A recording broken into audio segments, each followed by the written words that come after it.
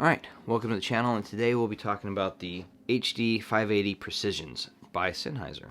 And these were lent to me by my buddy Ant from Audio Discourse. So audiodiscourse.com is the website, and that's my kind of go-to place for basically anything IEM related. So go over there and check out some of the reviews that Ant and some of the other people that post reviews to that site are, and it's pretty fantastic for anything IEM related.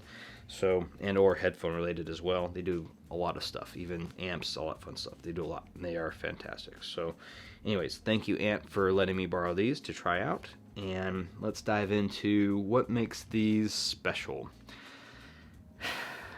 And honestly, I think they're a bit of a meme, and to me, they aren't as special as other people make them out to be. They are really good, but these are discontinued, no longer being made, so the only way you can get these is if you get them in the aftermarket, eBay, any of the audio marts, online pages that sell used audio gear.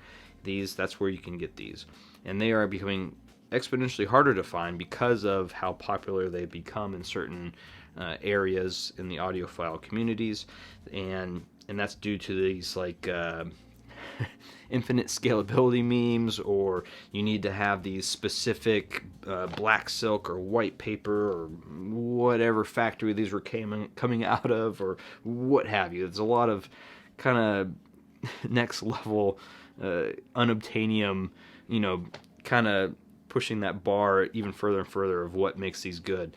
And so that being said, I did listen to these off of a lot of higher end gear to lower end gear to portable gear. I tried it with the Griffin, and he sounded fantastic with this. In fact, these sound great even out of most portable devices, even your phone to my laptop. These sound pretty dang good. I even plugged them into my controller to game with, and they worked great. That being said, I do think that these aren't as good as people are making them out to be, at least in my opinion. I tried them and compared them against a bunch of my other higher end gear, and honestly, it wasn't even worth my time to really kind of push into that. I actually, as a thing, the biggest thing I actually compared them to, and I thought was kind of more appropriate, is I was comparing them to my Koss Porta Pros and my Koss KSC 75s, and honestly, I think those are where a lot of these kind of, when you're thinking budget, those are the ones that are hard to beat. Like the Kosses, just because they're so cheap, they're so easy to get along with. They pair with almost every single thing you could throw at them. They work as headphones out of almost anything, your phone, your laptops, and they're just easy to go along with. They're easy listens. The Porta Pros can be a little bit on the muddy side, and the KSC 75s actually, honestly, were really dang close to the 580 Precisions, minus the fact that they're not as good of staging, imaging, and what have you, but they were pretty dang close as far as sound profile, whereas these were a little more fun, a little bassier. The low end was a little bit muddier, but it's it's fine. It didn't bother me at all. And in fact, I throw these in every single bag I have. Anytime I go traveling anywhere, anytime I go anywhere, these are usually in my camera bag or in one of my bags I'm traveling with or going someplace with. So they are my kind of catch-all headphone whenever I can't take some bigger headphones with me. Anyhow, let's dive into the build of the Sennheiser HD580. It's classic Sennheiser build. It's plastic and solidly built. No major issues there. Comfort-wise, it's pretty Sennheiser comfort. It's comfortable. It's nice. Easily fits on your head. It can be quite clampy depending on the size of your head as well. Even I don't have like the biggest head, but it still is relatively clampy. So take that into consideration. The really cool thing about the Sennheisers is that they're super modular. Like you can take them apart, replace parts, you can do a lot of modding to them, and it's really cool. So if you want to get into modding, for instance, 580s, 600s, 650s, any of the mass drop or drop 6XX, those ones, you can mod the crap out of them and get them to be a completely different headphone almost. So take that into consideration. It's really cool if you want to dive down that path and go that route. But straight out of like just these right here, I think they're pretty much stock. I don't think Ant did anything to them. They sound really good. Like they actually are sound-wise pretty darn good. Like I do see why people are gravitating to these, and then you throw in the whole modability factor, and you can get them to next level, certain areas of next level. But at the end of the day, when I was comparing them to, say, even my HD800s, I even compared them to HD700s, to my Aeolus, to Verite Opens, Verite Closed, and they definitely start to fall apart a little bit once you get into the higher realm of audio performance, I guess, or gear. One of the things about scaling up in performance is you get, higher level gear, and it doesn't always have to cost an arm and a leg, but, you do start to see where things are prioritized or what have you, where those headphones or IMs even have the same thing, where they will perform better. And you could say infinite scalability all day long, but at the end of the day, there is a certain performance cap, I think, for all these things. And so, or areas where they won't perform as well as other items in there, even above, below, what have you. So let's dive into the sound. The sound for me was really good. I'd say it's honestly a little bit, it kind of falls between the 650s and the 600s to some level. I mean, their own unique kind of signature, but I think that's where, to me, they fall in that performance as far as what they're providing. I'd say they're a little bit warmer than the 600s. They have, to me personally, I think they have better performance overall than the 650s. Like, I'd take these over the 650s or 6XXs. The 600 is where I'd kind of maybe be a little more on the fence of which one I'd choose over the other. These actually have really good imaging and staging. Like, I was really impressed with the way it presented. And with that, like, they also had, decent low end. It wasn't super punchy, but it was nice and it was controlled. It wasn't boomy. It wasn't, muddy or anything like that. But it was definitely a nice presentation. It didn't have anything that was, screaming at me like this is bad or muddy or gross. And the highs as well, same thing. There wasn't really anything that, I actually wasn't really that engaged with the highs. I didn't think the highs did anything bad or overly great. And the mids, I think, is probably where these shine a little bit more. The mids were really excellent. I love the vocals with them, and was really enjoying that with these ones, the HD580s. So that being said, I compared these mostly with my Koss Porta Pros and the KSC 75 Kosses, and I found that the KSC 75s actually sounded the closest in sound signature to these. The imaging and the stage was definitively not as good with the KSC 75s, but as far as sound performance, it was pretty darn close to the HD580s. Whereas the Koss Porta Pros, these actually had more of a muddier low end, but the mids and the highs were pretty close. But the low end was definitely more boomy and a little bit muddier, but they're pretty darn close and very fun. Like, I really enjoy the Porta Pros for their fun engagement levels. And with the Koss KSC 75s, another fun factor is these kind of are not the great. They turn into this tangled mess because of the way that they're designed to be like the two, almost like IEMs, but they're on ear.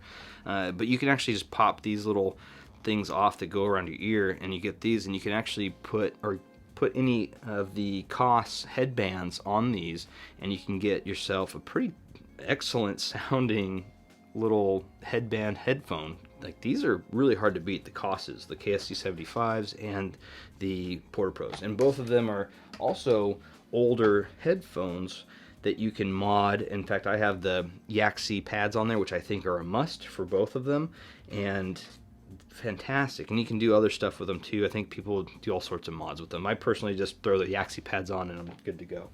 I'll probably add the headband for the KSC 75s at some point. But yeah, I think that's pretty fantastic for that budget. The KSC's 75s and the Porta Pros are really hard to beat, all the way up to, I'd say, something like the 5.8X from Drop or the HD Precision, HD580 Precision, if you can find them. But these have become kind of a popular meme, and so people are buying them up like crazy. And personally, I don't think I would get these over $200. I think $200 would be the max I'd be willing to pay for these, especially with something like the HD5 8XX out there, or the 6XX, or there's other headphones out there that are really good that you can get, and you can mod and get them to be a little bit more in line with what you're looking for.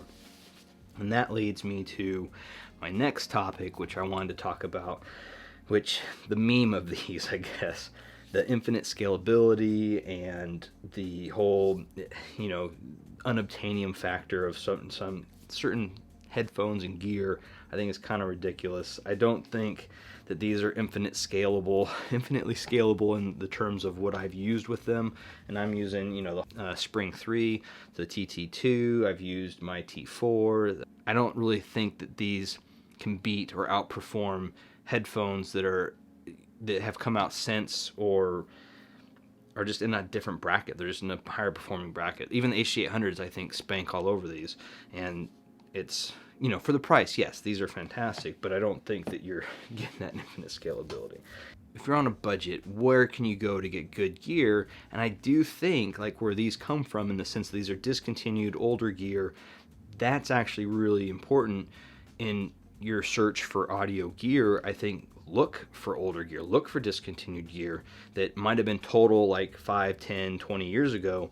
You can get that gear exponentially cheaper usually, unless it's, once again, something that's become popular again, and for way less than it usually came out, or what, certain gear that's performing in that same bracket of today's gear. You can usually get that stuff much cheaper and get into some really excellent sounding, looking, overall performance gear, headphones, amps, DACs that are, older.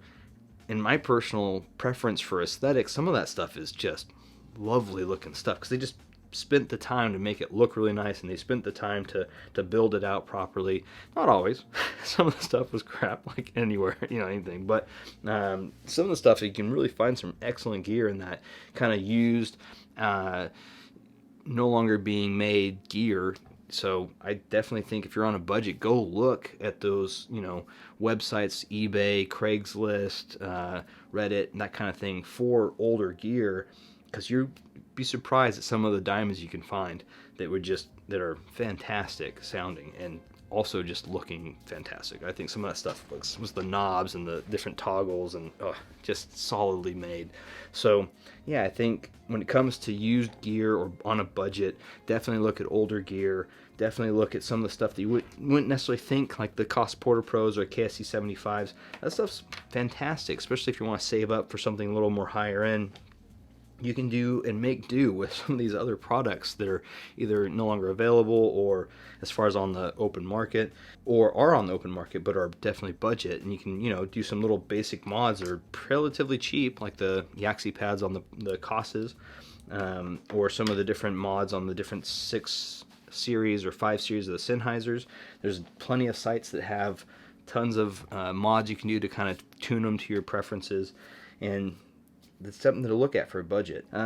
Actually, real quick, I did use these to game. I was playing a little Elden Ring, I played some Destiny, I played a little bit of Halo, and these are actually pretty excellent. I really enjoyed them with the multiplayer aspects, like the imaging and the stage was really well done, and it kind of had me thinking of these as more in the realm of the PC37X or 38X from Drop, or even the 58X from Drop as well. These actually, honestly, I think these actually perform better than the 58X for sure.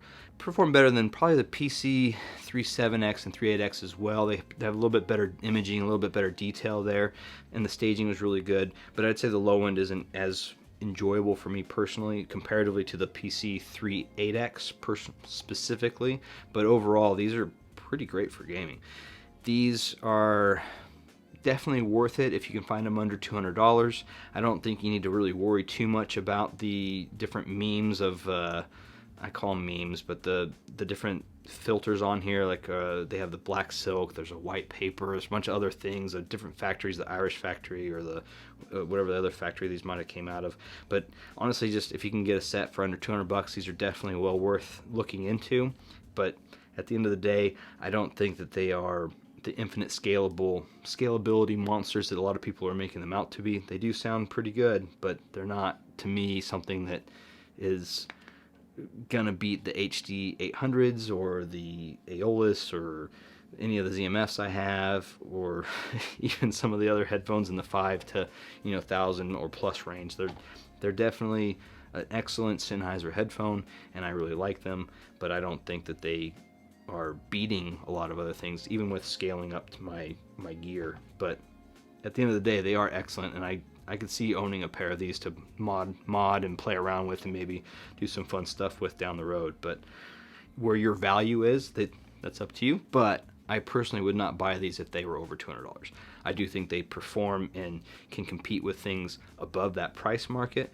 I don't think that the value there is above $200. So, yeah. Anyhow, hopefully that was entertaining, and I will catch everyone on the next one. Cheers.